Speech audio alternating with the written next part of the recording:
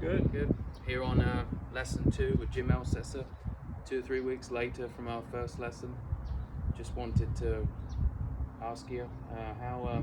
Tell me about what happened in lesson 1 and what you expect to get out today.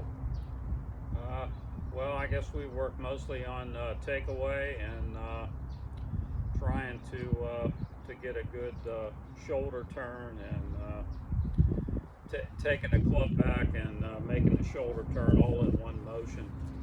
And I think I have problems with that. We also were concentrating on posture and making sure I'm setting up to the ball properly with a good bend.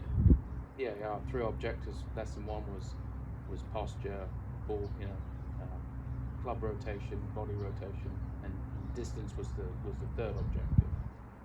But more importantly, the first 2 objectives I think we worked on, and then transitioning what we like to do today. I mean, it's transitioning from lesson 1, lesson 2, where we can exceed, expectations with the takeaway, and then in turn you in using the shoulders a little bit more and hopefully create a little bit more club head speed.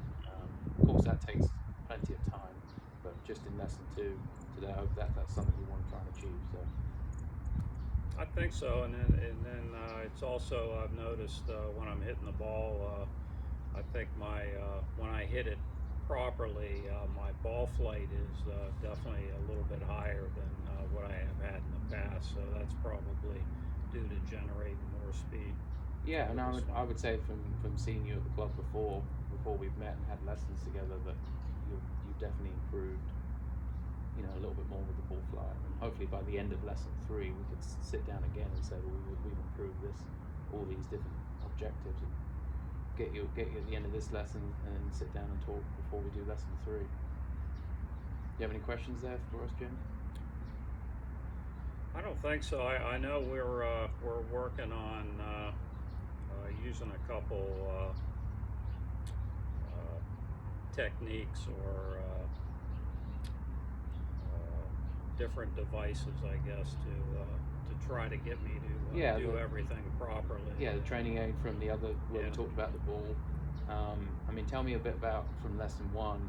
Where do you think you progressed in what we talked about, or do you think there were some things that we need to do today I think to change that?